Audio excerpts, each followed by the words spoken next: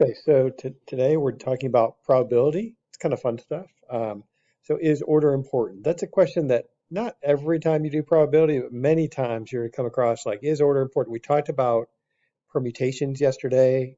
Order is important for a permutation, but combinations, order is not so important.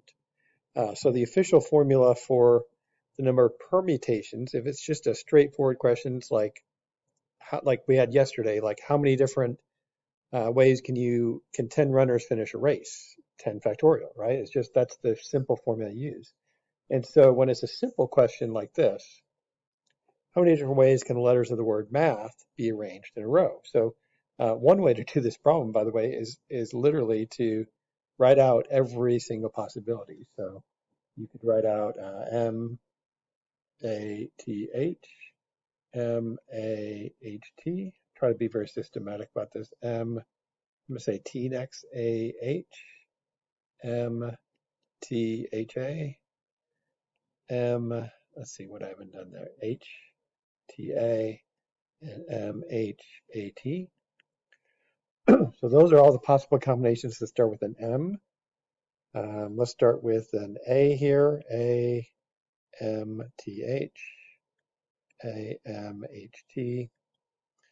A. Let's try T next. M H A T H M. A. C H T M. A H M T. By the way, sometimes you do this enough, you kind of figure out a pattern. We had six of these guys. If I start with, say, T next, how many of those guys do you think we're going to have? If I start with H next, how many of those guys do you think we're going to have? So I'm not going to write them all out here. That would be called the sample space if I did. But I could write out all different, let's see, 6 times 4 is 24. And by the way, could we have just done that with the formula? N factorial is just, that would be what? There are 4 letters. We're putting them in order. 4 factorial would be 4 times 3 times 2 times 1, which is 12 times 2 is 24. There are 24, again, 6, 6, 6, and 6. There are 24 different ways that you could arrange 4 numbers in. So you could actually write them out. You can know the formula. That'd be the fast way of doing that. In this case, order is important. It's a permutation because order is important. Let's try a question that really doesn't have to do with order. And this is a very classic kind of math problem. In senior class, there are 60 students total, not too much different than St. Mary's. 40 take math, 30 take English, and 20 take both math and English. It's kind of unusual, but that happens sometimes.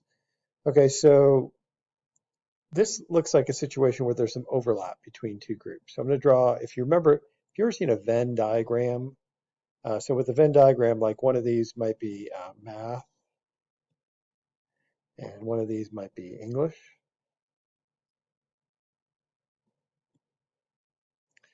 And so if I do a Venn diagram, I always start in the overlap. So I know it gives me 40 is math and 30 is English, but I really want to start with this overlap group. So there are 20 students that are both English and math. There are 40 students that are math. So the way a Venn diagram works is you're not going to put a 40 here because that would be 60 students. So there's only really 20 that are only math and not English, even though there are a total of 40 in the math circle there. There's a total of 30 in the English circle, so I need 10 that are only English, 20 that are both English and math. So it looks like there's actually a total of 30, 40, 50 students out of the 60 seniors that take English or math. I'm not sure what's happening with the other students, but that's just the situation. Okay, so what's the probability of taking math or English? So that's just a good probability. So the probability, the basic idea of probability, you probably know this. Probability is success you want on top of the fraction divided by the total possible in the denominator. So in this case, our denominator is there are 10 different possible. I'm sorry, not for this one. Sorry, I was thinking of a different problem. So this one, there are, let's see. So we've got a total of 60 students, right? So we've got 60 students. So 60 is the denominator and taking math or English. So I'm really happy with someone who's taking math or taking English. So I'm going to add up all 3 of these cases. So I'm out of 20 plus 20 is 40 plus 10 is 50. There are 50 out of 60. So that simplifies to 5/6 of the senior class is taking either math or English. Probability of not taking math. So this would be, again, our total possible is still 60 here. Not taking math. So I don't want math. So I don't want anything in that math circle. So the only numbers that, well, this is kind of interesting here. So let's look at this holistically. So there's kind of like an outside part here. And you actually have to kind of think about there's actually some students who don't take English or math. There's a total of 60 students. That's only 50 there. There are 10 students. I'm not sure what they're doing, but they're not taking English or math classes. So maybe they're, a special school where they specialize in certain subjects, but seems like a bad plan. You should probably take math and English senior year, but this is the case here. So how many students are not taking math? Well, taking math, there are 40 students. So there are actually these students and these students are the ones not taking math. So there are 20 that are not taking math. Probability of taking math or English, of neither taking math nor English. Okay, so I guess I should say nor probably, nor English. So I don't know. It's a good question. English-wise, y'all can help me out there. Neither taking math or English. So sorry,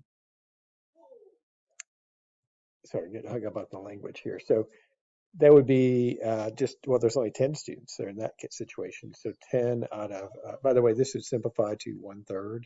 If you simplify that fraction, this is 10 out of 60 or 1/6. You always want to simplify probability. And finally, the last one would be, again, out of 60 is a total. Taking English but not math. So there are 30 that are taking English.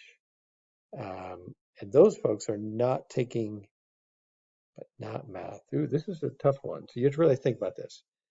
Taking English, but not math. Ooh, so there's 30 people taking English, but 20 of them are actually taking math. So there's only 10 that are taking English, but not math. So 1/6.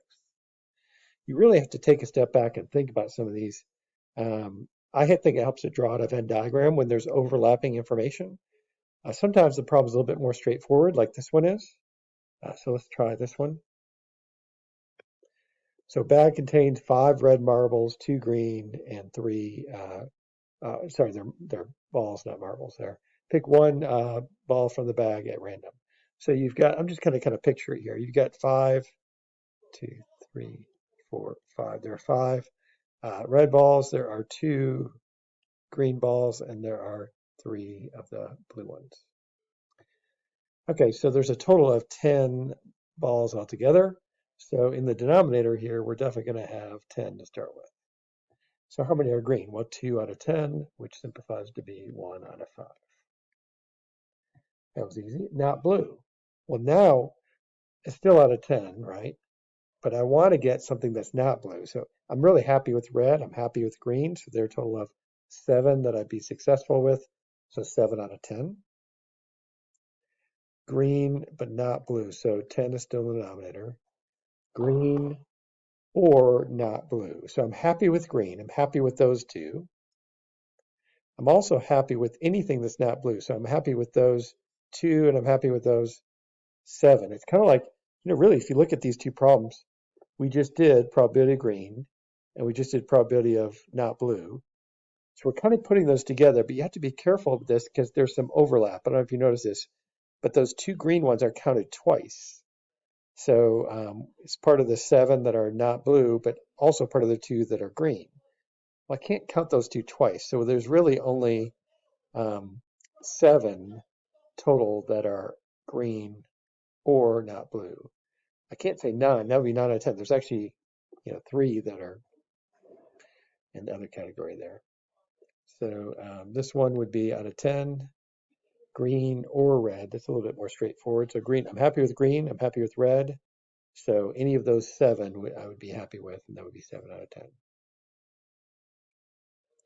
get into some other ones. Again, the question we're asking behind the question here is order important or not? In this one, how many ways can a committee be chosen from the 3 members of this club? So I don't think order for a committee, you're choosing a committee. It doesn't matter if I choose, you know, A, B, and C or B, A, C, which order I choose those three students in. So really, this is going to be 9, choose 3. Looking at yesterday's stuff, you're going to type that in your calculator, and whatever your calculator says is your answer there. You could do the formula if you want, but I would recommend using your calculator at that point. Whoops, sorry about that.